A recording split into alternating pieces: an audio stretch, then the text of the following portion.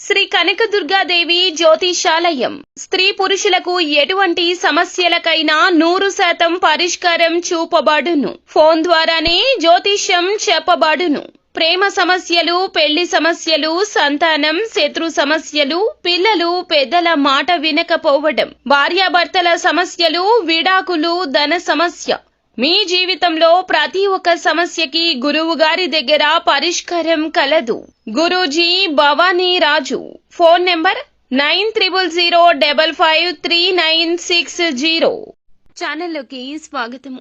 సింహరాశి వారి జాతకులు, ఈ రోజున మీ ముఖంలో బాధ, వెక్కి వెక్కి ఏడవడం పక్క. మీ యొక్క పరువు మొత్తం పోతుంది. ఈ యొక్క సంఘటన జరగక మానదు. ఇలా ఈ రోజున ఈ సంఘటనలు ఒకదాని వెంబడి ఒకటి జరగబోతున్నాయి. ఇందులకు మూల కారకులు ఎవరో తెలిస్తే గనక ఖచ్చితంగా మీరు కోపంతో రగిలిపోతారు. అసలు ఏం జరగబోతుంది, ఈ రోజున సింహరాశి జాతకులు ఎటువంటి ఫలితాలు పొందుకోబోతున్నారు అనే వివరాలు వీడియోలో తెలుసుకుందాము. వీడియో మీకు నచ్చితే లైక్ చేయండి. మీ లైక్ మాకెంతో సపోర్ట్ అండ్ ఎంకరేజ్మెంట్ గా ఉంటుంది. ఇక ఆలస్యం లేకుండా వీడియోలోకి మనము వచ్చేద్దాము. ఈ రాశి జాతకులు మంచి చెడు ఆలోచించినాకనే ఏ పని అయినా సరే చేస్తారు. అయితే ఆ పనుల్లో విజయం దక్కే వరకు కూడాను కష్టపడతారు తప్పితే నిరాశ చెందరు. వీరితో పాటుగా అందరికీ మరింత ఉత్సాహాన్ని ఇస్తారు. ఎదుటి వారితో పని ఏ విధంగా చేయించుకోవాలో వీరికి బాగా తెలుసు. అలాని అందరినీ కష్టపెట్టే నైజం ఉండదు. మోసం చేసే నైజం అసలే ఉండదు. ఒక్క రూపాయి కూడా సులువుగా తీసుకోరు. వీరితో పాటుగా అందరూ బాగుండాలి అనే తపన ఉంటుంది.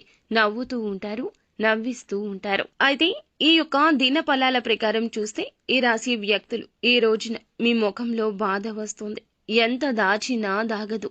పరువు పోయే ఒక సంఘటన ఈ అవకాశం కనిపిస్తుంది. చెయ్యని తప్పుకు ఒక నింద అమాంతం మీ మీద వచ్చి పడుతుంది. ఈ యొక్క నిందను మోయలేక మీ గుండె బరువుతో బాధపడుతుంది. మీరు పనిచేసే చోట కావచ్చు, అది వ్యాపారం కావచ్చు, ఉద్యోగము కావచ్చు, ఎక్కడైనా సరే ఇరుగు పొరుగు కుటుంబ సభ్యుల ద్వారా కూడా కావచ్చును ఒక ఆరోపణ అయితే తప్పక ఎదుర్కొంటారు.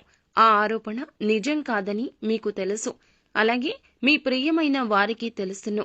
ఈ సమయంలో కుటుంబ సభ్యుల మద్దతు ఎంతో ఉంటుంది.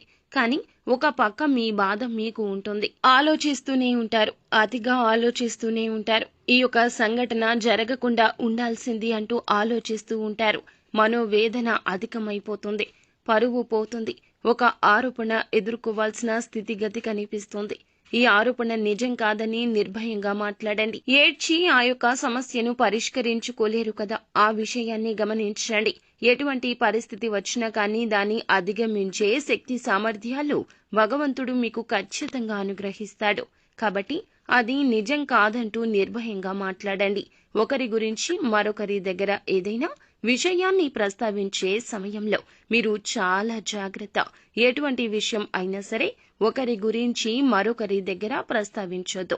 ఒకవేళ ప్రస్తావించినా కానీ వారికి ఎటువంటి అవకాశం ఇవ్వకూడదు. మీరు ఏ విషయం అయితే మాట్లాడుతున్నారో అది పాజిటివ్ గా ఉండాలి, కానీ ఒకరి గురించి నెగటివ్ గా మాట్లాడొద్దు. ఒకవేళ మాట్లాడారంటే ఇటువంటి పెద్ద సమస్య మీ ముందుకు వచ్చే అవకాశం ఉంది. ఈ అంశంలో ఈ రాశి వారు తగిన జాగ్రత్త తీసుకోవాలి.